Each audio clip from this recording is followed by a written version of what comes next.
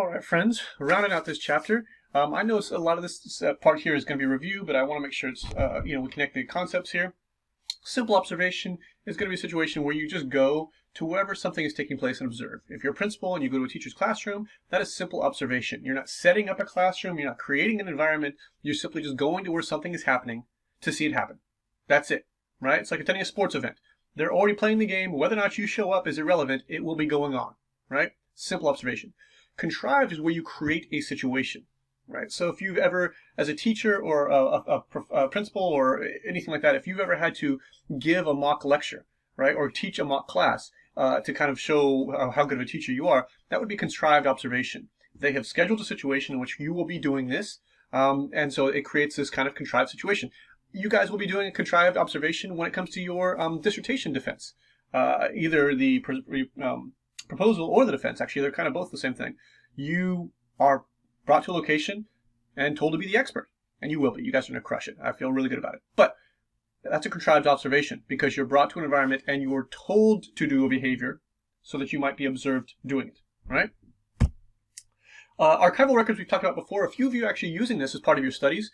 The best example I can think of is STAR exam scores. Obviously, those are public records, and so the state of Texas archives them, and you can go access them at any time you want, and it is a wealth of data.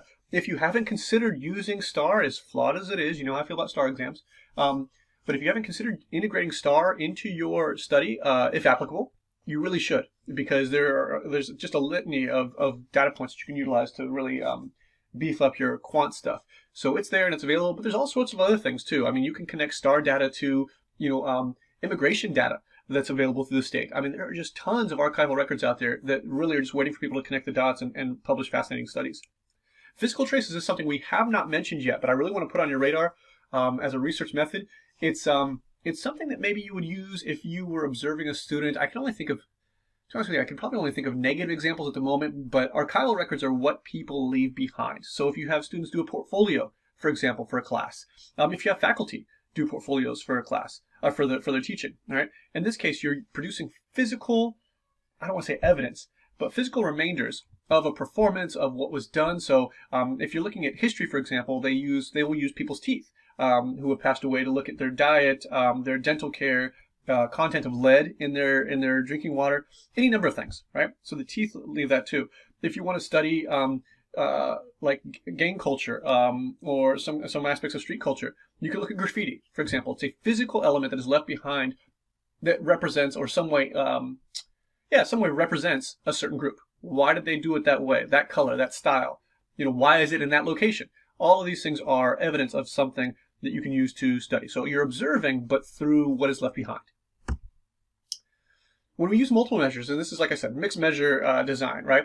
It increases the accuracy. You're essentially looking at something, and I'm holding a coffee mug at the moment, but if I was looking at my coffee mug and then turn the mug 90 degrees and look at it again, essentially that's what you're doing with mixed methods. You're trying to turn the mug as many times as you can and get several different pictures of what's on the sides of it, right? So you can get a complete idea of what's on the coffee mug all the way around, right? And I'm using clinical problems as an example here, but you might actually just think of behavioral problems in students, right? So what are the reasons? It might be easy to be like, oh, they're a bad kid.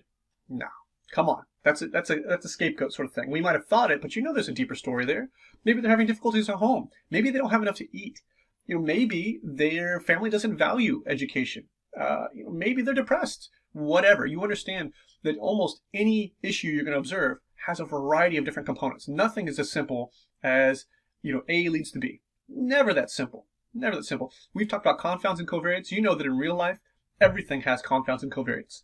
Every single thing, right? Particularly when it comes to human behavior. So what you always want to do is look at different circumstances, look at different situations. If there is a student who's being disruptive in a class, ask a teacher that teaches him in another class.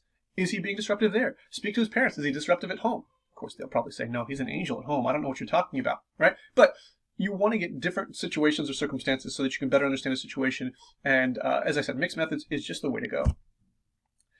In this case, it really allows you to look at methodological variances and how these might impact what's being said. All right, so if we look at a questionnaire and people are saying, something as a 7, and then you look at their interviews and you're like, wow, they really rated it more of a 3. It gives you an idea of where they really fall and how they justify this.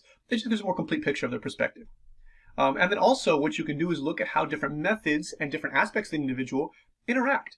You guys will see this when you do your focus groups, but all it takes is one person bringing something up, and suddenly the group is all over that, right? Somebody will say, oh, well, you know what, but my principle, and then bam, off it goes. As soon as that Pandora's box is opened, everyone wants to see what's inside or share what they've experienced with it, right? Same idea. You don't get this with questionnaires because they're filling it out one-on-one. So you won't actually see that. It's a great way to find out what's really under the surface. So that's why I really encourage you guys to do these focus groups if your methodology allows for it.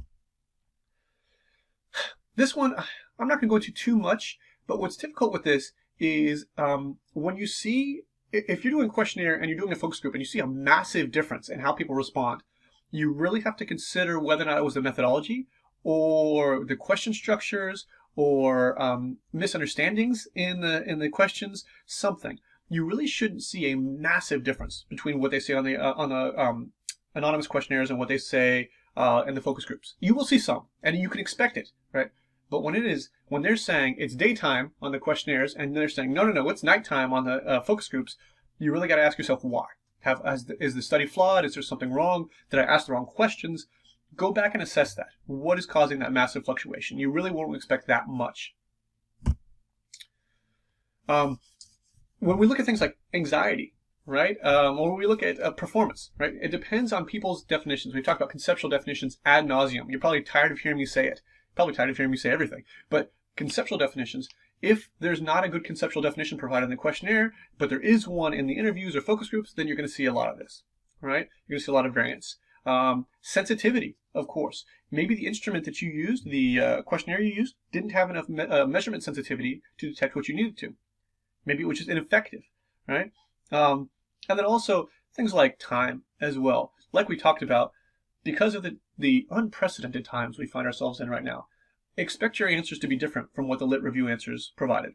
Previous studies that have looked at something similar are going to say something probably notably different than what you're experiencing right now, simply because of the fact that it is 2020 and, man, what a year, right?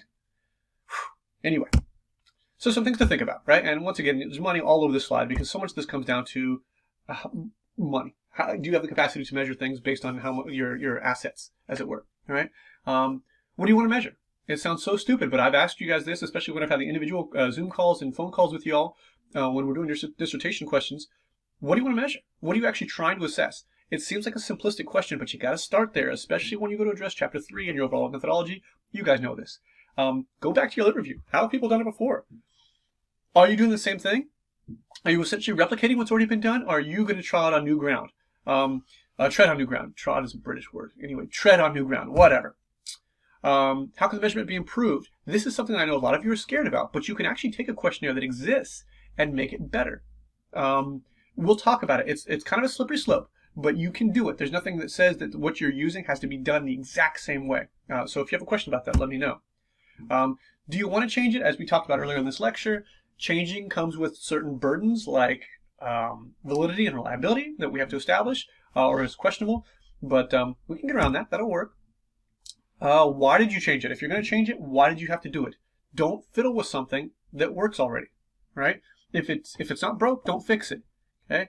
But if there is something you feel could be improved, you need to address it. You need to be explicit in your methodology section why that was tweaked, why that was changed.